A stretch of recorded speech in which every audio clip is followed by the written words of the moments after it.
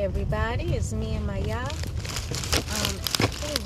in the car, as you can tell, and I'm going to try to start filming this video or recording it.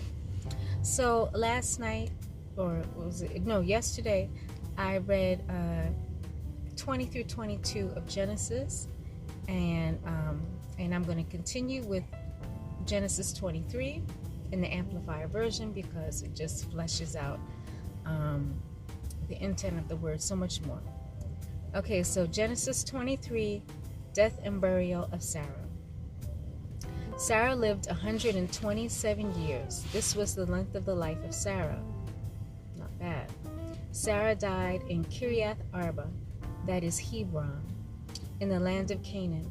And Abraham went to mourn for Sarah and weep for her.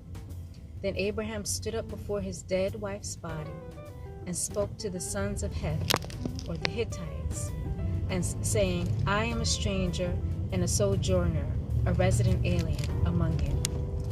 Give or sell me property for a burial place among you, so that I may bury my dead in the proper manner. The Hittites replied to Abraham, Listen to us, my lord. You are a prince of God, a mighty prince among us. Bury your dead in the choicest of graves.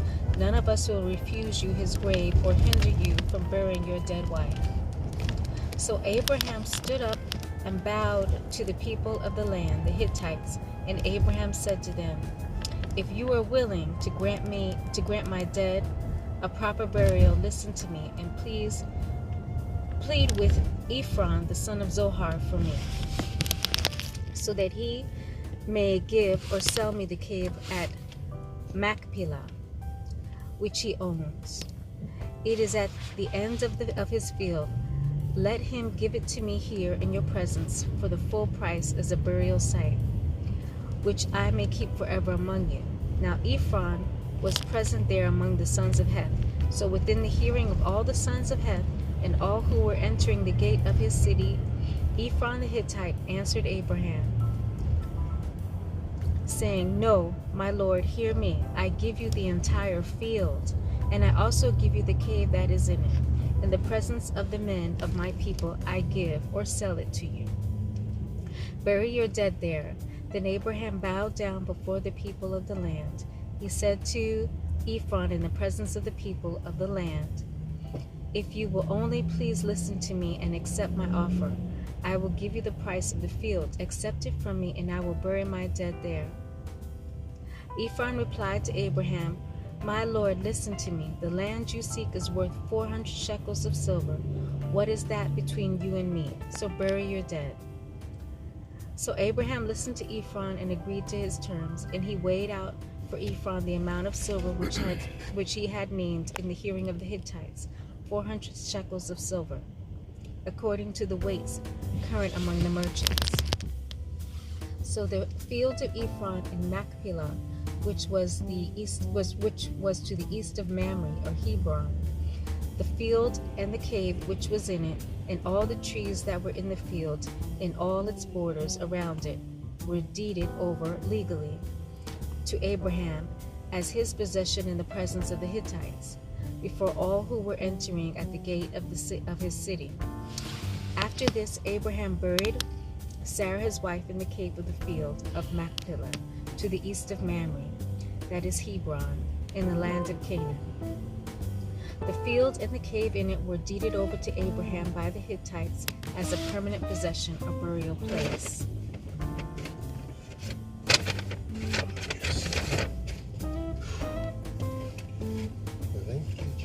So I'm just quickly skimming through the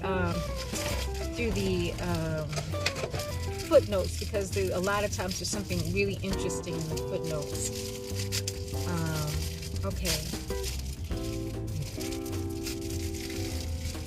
Okay, so it says here down at the bottom in the footnotes that here also was buried Abraham, Sarah, Isaac, Rebekah, and Jacob and Leah were all buried at this site. Okay, so Genesis 24, a bride for Isaac. Now Abraham was old, or well advanced in age, and the Lord had blessed Abraham in all things. Abraham said to his servant Eliezer of Damascus, the oldest of his household, who had charge over all that Abraham owned, "Please put your hand under my thigh, as is customary for affirming a solemn oath. I will make you swear by the Lord, the God of heaven and the God of earth, that you will not take a wife for my son from the daughters of Canaan, of the Canaanites, among whom I live. But you will instead go to my former country, Mesopotamia, to my relatives, and take a wife for my son Isaac, the heir of the covenant of promise. The servant said to him, "Suppose the woman will not be willing to follow me back to this country. Should I take your son back to the country from which you came?" Abraham said to him, "See to it that you do not take my son back there.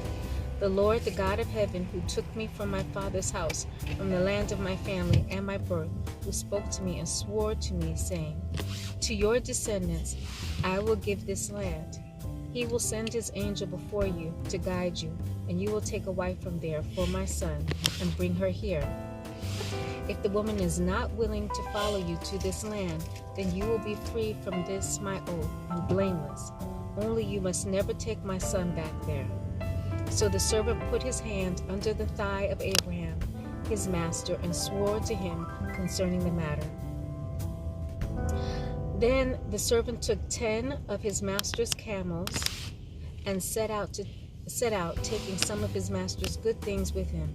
So he got up and journeyed to Mesopotamia, between the Tigris and the Euphrates rivers, to the city of Nahor, the home of Abraham's brother.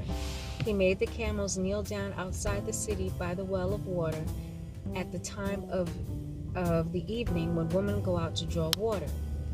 And he said, "O Lord, God of my master Abraham, please grant me success today and show loving kindness or faithfulness to my master Abraham. Behold, I stand here at the spring of water, and the daughters of men of the city are coming out to draw water.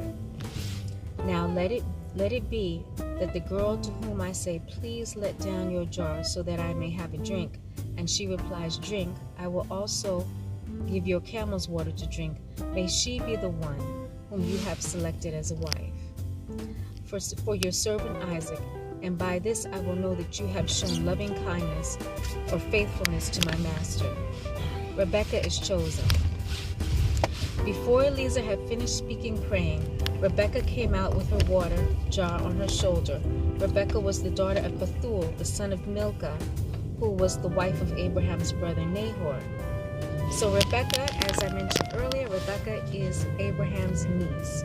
So she and Isaac are first cousins, which I understand in some countries people still do marry their first cousins. Okay, anyhow. Okay, so the girl was very beautiful, a virgin and unmarried, and she went down to the spring and filled her jar and came up. Then the servant ran to meet her and said, "Please let me drink a little water from your jar." And she said, "Drink, my lord." And she quickly lowered her jar to her hand and gave him a drink. When she had given Eliezer a drink, she said, "I will also draw water for your camels until they have finished drinking." So she quickly emptied her jar into the trough and ran out to the well and drew water for all his camels. Meanwhile, the man stood gazing at Rebekah in reverent silence, waiting to know if the Lord had made his trip successful or not. When the camels had finished drinking, Eliezer took a gold ring weighing 1/2 shekel and 2 bracelets for her hands weighing 10 shekels in gold, and said, "Whose daughter are you? Please tell me, is there room in your father's house for us to lodge?" And she said to him, "I am the daughter of Bethuel, Milcah's son, whom she bore to her husband Nahor." Again she said to him, "We have plenty of both straw and feed, and also room to lodge." The man bowed his head and worshipped the Lord. He said, "Blessed be the Lord, the God of my master Abraham, who has not denied his loving kindness and his truth to my master. As for me, the Lord led me to the house of my master's brothers." Then the girl ran. Oh boy, it's dark in here. Sorry, I'm headed to Costco. That's why it looks like this in here. Oh, okay. That's better, right? Okay. Okay, then the girl ran and told her mother's household what had happened. Now Rebekah had a brother whose name was Laban, and Laban ran out to the man at the well. When he saw the ring and the bracelets on his sister's arms, and when he heard Rebekah his sister saying, "The man said this to me," he went to Eliezer and found him standing by the camels at the spring. And Laban said, "Come in, blessed of the Lord. Why do you stand outside, since I have made the house ready and have prepared a place for the camels?" So the man came into the house, and Laban unloaded his camels and gave them straw and feed, and he gave water to Eliezer to wash his feet and the feet of the men who were with him. Oh, that's interesting. Okay, I didn't know there were men with him. Okay. But when food was set before him, he said, "I will not eat until I have stated my business." And Laban said, "Speak on." So he said, "I am Abraham's servant. The Lord has greatly blessed my master, and he has become great, wealthy, powerful. He has given him flocks and herds and silver and gold and servants and maids and camels and donkeys. Now Sarah, my master's wife, bore a son to my master when she was in her old age, and he has given everything that he has to him. My master made me swear an oath, saying, 'You must not take a wife for my son from the daughters of the Canaanites in whose land I live, but you shall instead go to my father's house and to my family and take a wife for my son Isaac.' Then I said to my master, 'But suppose the woman will not follow me back to this land?' He said to me, 'The Lord, before whom I walk habitually and obediently, will send his angel with you to make your journey successful. And you will take a wife for my son from my relatives and from my father's house. Then you will be free of my oath. And when you come to my relatives, if they do not give her to you, also be free of my oath." Okay, so I'm not done with this chapter, but I guess when I get back in the car, I'll pick up. Oh, what time is it? Oh, okay, it's 20 minutes till Costco opens. Okay, so I'm gonna keep going. Thanks. That's my husband you hear talking. Okay, so I came today to the spring and said, "O Lord, God of my master Abraham, if now you will make your journey on which I go successful, please look, I am standing by the spring of water. Now let it be that when the maiden whom you have chosen for Isaac comes out to draw water, and to whom I say, 'Please give me a little water to drink from your jar,' if she says to me, 'You drink, and I will also draw water for your camels,' let that woman be the one whom the Lord has selected and chosen as a wife for my master's son." Before I had finished praying in my heart, behold, Rebekah came out with her water jar on her shoulder, and she went down to the spring and drew water. I said to her, "Please let me have a drink." And she quickly let down her jar from her shoulder and said, "Drink, and I will also water your camels." So I drank, and she also watered the camels. Then I said to her, "Whose daughter are you?" She said, "The daughter of Bethuel, Nahor's son, whom Milcah bore to him." And I put the ring in her nose and the bracelets on her arms, and I bowed down my head and worshipped the Lord and blessed the Lord, the God of my master Abraham, who had led me in the right way to the daughter of my master's brother, to his son, and as a wife. So now if you are going to show kindness and truth to my master, being faithful to him, tell me, if not, tell me, that I may turn to the right or to the left and go on my way. Then Laban and Bethuel answered, The matter has come from the Lord, so we dare not speak bad or good to you about it. We cannot interfere. Rebekah is before you. Take her and go, and let her be the wife of your master's son, as the Lord has spoken." When Abraham's servant heard their words, he bowed himself to the ground and worshipped before the Lord.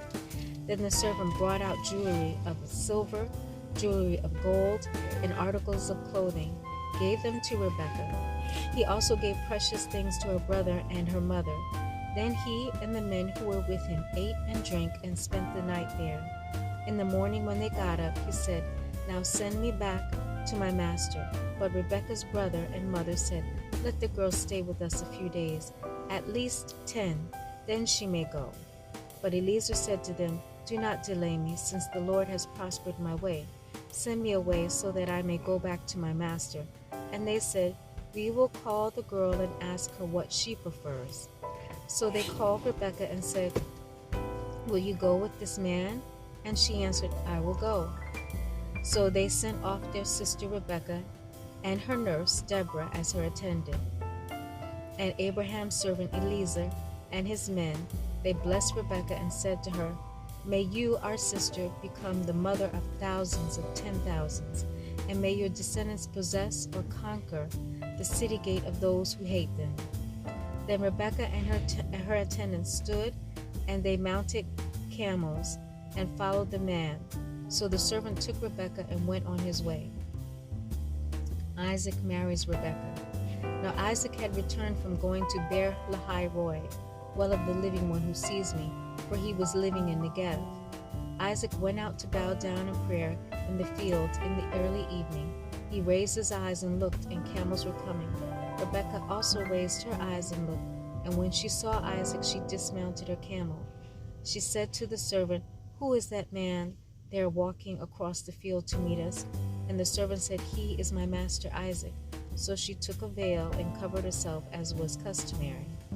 The servant told Isaac everything that he had done. Then Isaac brought her into his mother Sarah's tent, and he took Rebekah in marriage, and she became his wife, and he loved her.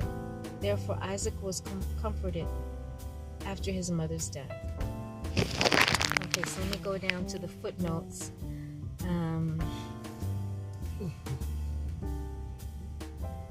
Okay.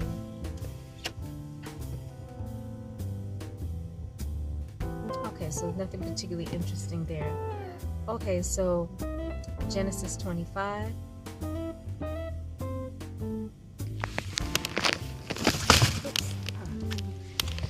Okay, just balancing my tablet on some apples. I don't think I have service. Okay, so I will continue later when because I'm underground at Costco, so I can't go to the next chapter, but I'll be back. Okay, everybody, I'm back. Okay, so we're just leaving Costco. So chapter 25 of Genesis, Abraham's death. Abraham took another wife whose name was Keturah. She gave birth to Zimran, Jokshan, Midian, Ishbak, and Shua. Jokshan was the father of Sheba and Dedan. The sons of Dedan were Asherim, Letushim, Lumim.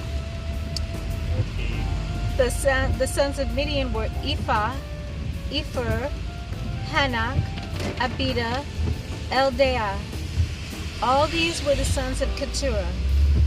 Now Abraham gave everything he had to Isaac, but to the sons of his concubines, Hagar and Keturah, Abraham gave gifts while he was still living, and he sent them to the east country away from Isaac, son of his promise. So that's interesting.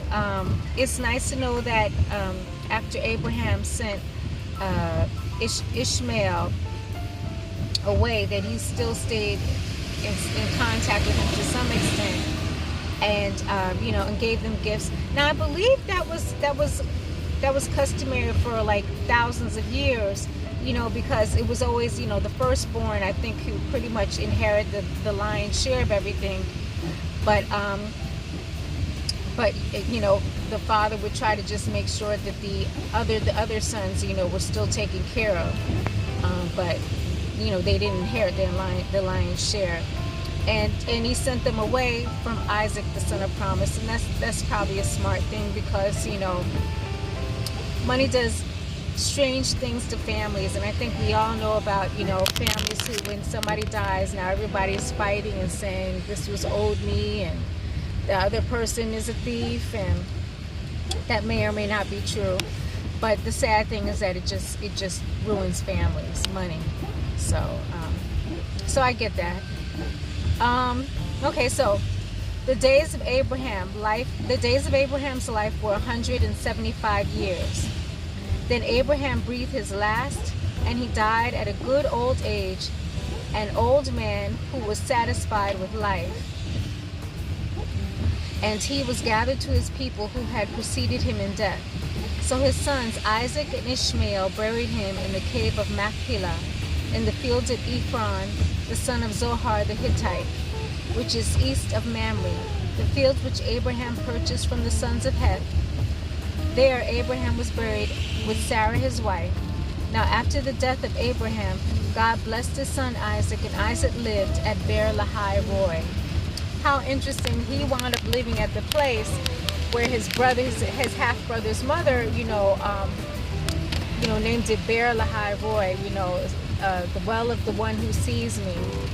Something like that was the meaning. So that's kind of like things coming almost full circle. But anyhow, descendants of Ishmael.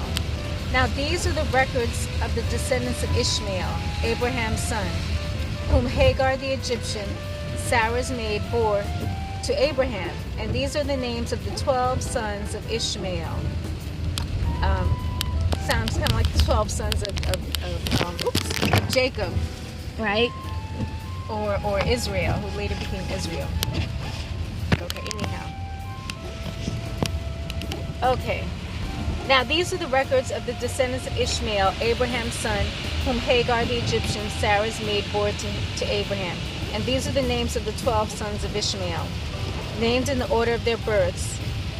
Nebaioth, the firstborn of Ishmael, and Kedar, Adbeel, Mibsam, Mishma, Duma, Massa, Hadad, Tema, Jeter, Naphish,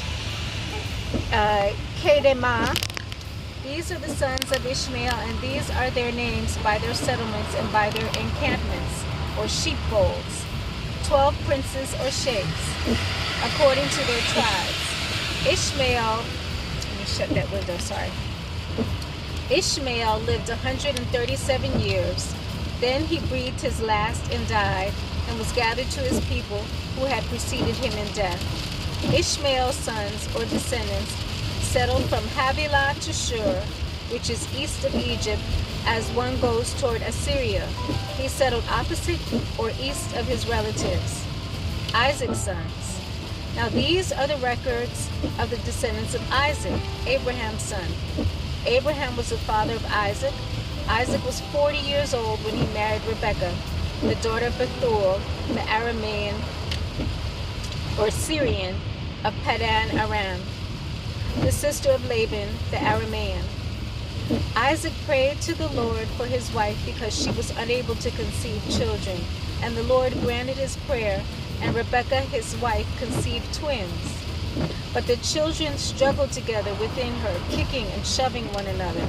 And she said, "If it is so, that the Lord has heard our prayer, why then am I this way?"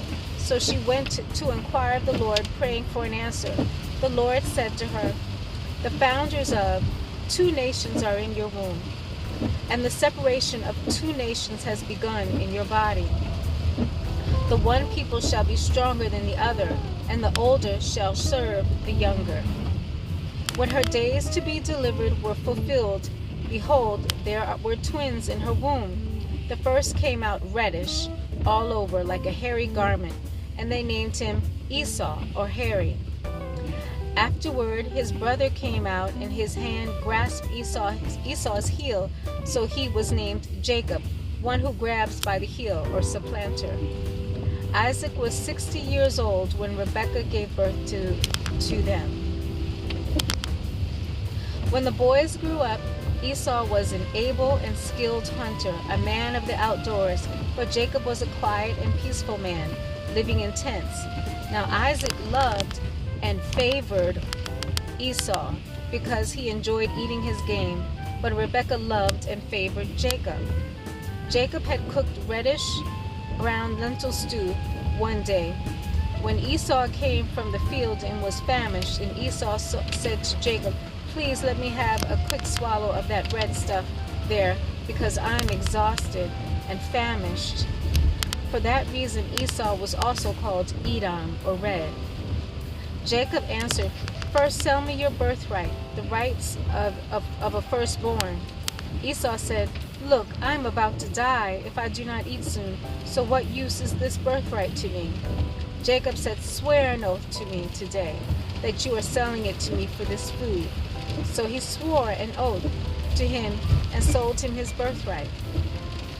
Then Jacob gave Esau bread and lentil stew, and he ate and drank and got up and went on his way. In this way Esau scorned his birthright. Okay, so this is interesting. I'm down in the footnotes. So this kind of explains some of what I was talking about with Abraham, leaving different things to his different sons. So it says, as the legal firstborn, Isaac was entitled to at least a double share of his father's estate. Okay, so that's interesting. Let's see, what else? Okay, so it says here, like every time someone dies, it says they're gathered to their fathers, and it says here in the footnotes, this expression is a reference to the Old Testament belief in a life after death and to the expectation of reunion with loved ones. Let's see what else.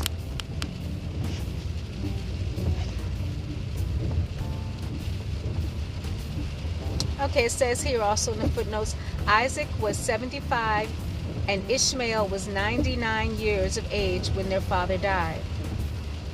Jacob and Esau were 15 and may have been present. Oh, wow. Well, that's nice that they got to know their grandfather. I didn't realize they were around. Okay, what else? What else?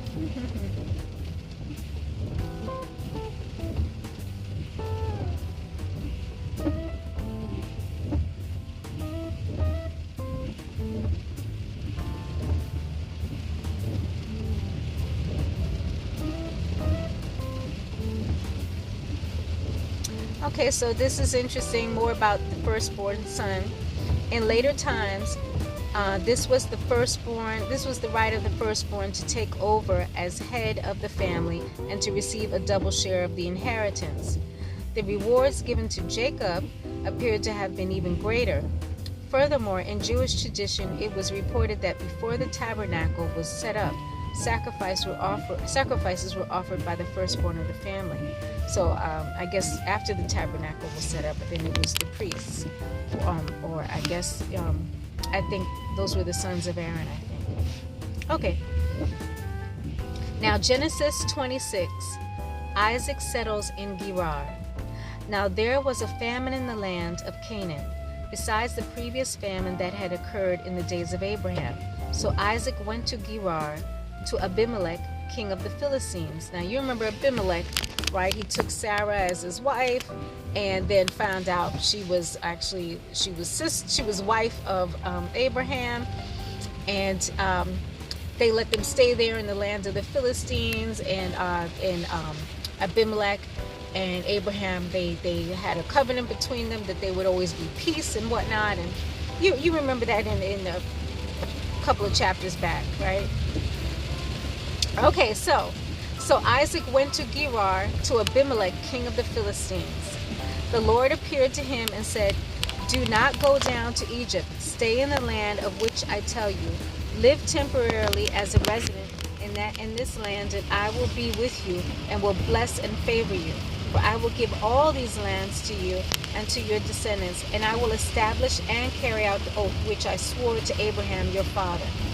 I will make your descendants multiply as the stars of the heavens, and will give your descendants all these lands, and by your descendants shall all the nations of the earth be blessed, because Abraham listened to and obeyed my voice, and consistently kept my charge, my commandments, my statutes, and my laws."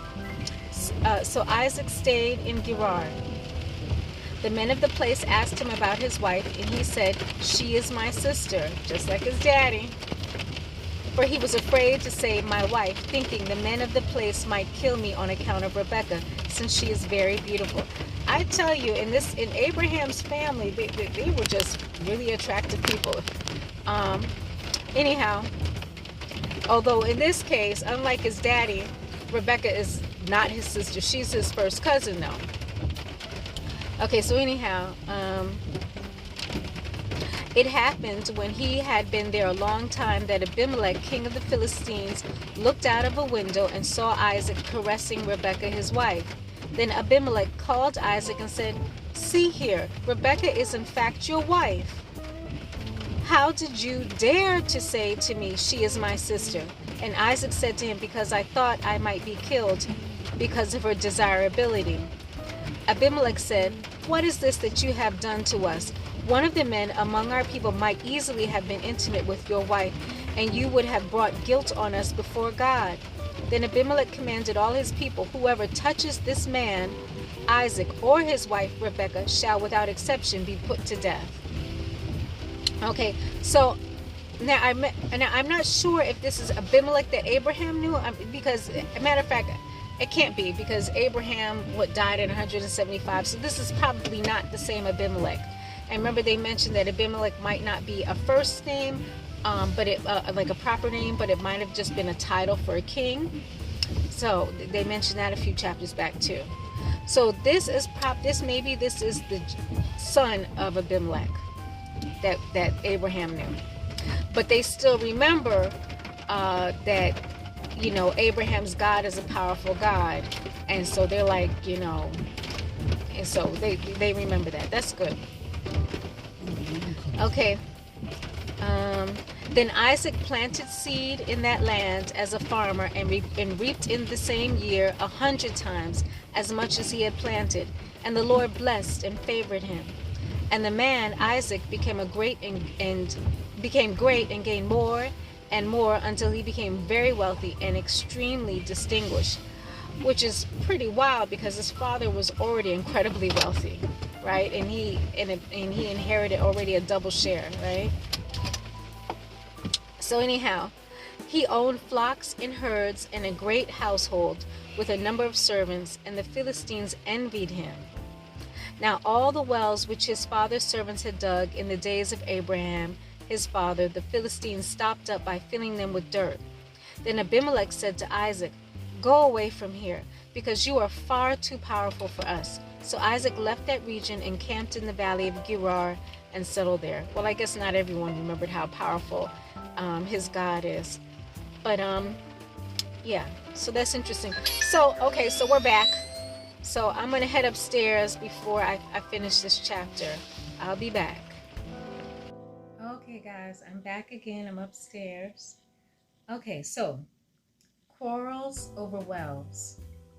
Now Isaac again dug and reopened the wells of water which had been dug in the days of Abraham his father, because the Philistines had filled them up with dirt after the death of Abraham, and he gave the wells the same names that his father had gave them. But when Isaac's servants dug in the valley and found there a well of flowing spring water, the herdsmen of Gerar quarreled with Isaac's herdsmen, saying, "The water is ours." So Isaac named the well Esek, or quarreling, because they quarreled with him. Then his servants dug another well, and they quarreled over that also. So Isaac named him Sitnah, enmity. He moved away from there and dug another well, and they did not quarrel over that one. So he named it Rehoboth, broad places, saying, "For now the Lord has made room for us, and we shall be prosperous in the land." Then he went up from there to Beersheba. The Lord appeared to him the same night and said, "I am the God of Abraham, your father. Do not be afraid, for I am with you. I will bless you and favor you, and multiply your descendants for the sake of my servant Abraham." So Isaac built an altar there and called on the name of the Lord in prayer. He pitched his tent there, and there Isaac's servants dug a well, covenant with Abimelech. Okay, so now Isaac is going to make a covenant with this Abimelech. Then Abimelech came to him from Gerar with Ahuzath, his close friend and confidential advisor, and Phicol, the commander of his army. Isaac said, now I remember Phicol from previous chapters. I don't remember who it was, but I remember the name. Maybe in this case too, Phicol is not a proper name, but it's more of a title. Just guessing. Okay, so because, that was a long time ago. Now Isaac said to them, "Why have you, people, come to me, since you hate me and have sent me away from you?" They said, "We see clearly that the Lord has been with you." So we said, "There should now be an oath between us, with a curse for the one who breaks it, that is between you and us. And let us make a covenant, binding agreement, solemn promise with you, that you will not harm us, just as we have not touched you and have done nothing but good to you and have sent you away in peace." People. Okay. "You are now the blessed and favored of the Lord." Then Isaac held a formal banquet, covenant feast for them, and they ate and drank. They got up early in the morning and swore oaths, pledging to do nothing but good to each other. And Isaac sent them on their way, and they left him in peace. Now on the same day, Isaac's servants came and told him about the well they had dug, saying, "We have found water." So he named the well Sheba. Therefore, the name of the city is Beer-sheba to this day. When Esau was 40 years old, he married Judith, the daughter of Beri the Hittite, and Basemath, the daughter of Elon the Hittite, as his wives. And they were a source of grief to Esau's parents, Isaac and Rebekah. Okay. Now down in the footnotes, let me see, what do I see? Okay, great. So it says here, this is not the Abimelech of chapter 20. Abimelech may actually be a dynastic title like Caesar or Pharaoh instead of a proper name. The events recounted in chapters 20 and 26 are separated by almost 100 years. Genesis 26:7 in the footnotes. When Abraham used this ploy, it was a half-truth. When Isaac said this, it was a complete lie, speaking about, my wife is my sister, that lie. At this time, Isaac was at least 75 years old. Rebekah's age at this time is not known.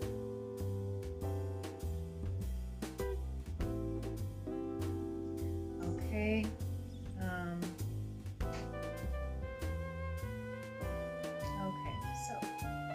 Okay, let's see, Genesis 27. Okay, so you know what?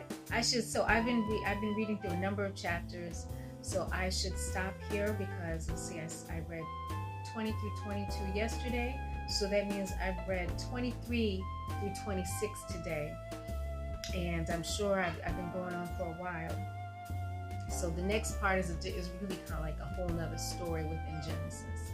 So I'm going to stop for now, and God willing, I'll pick up tomorrow. We'll pick up tomorrow, and God bless you, and thank you for watching.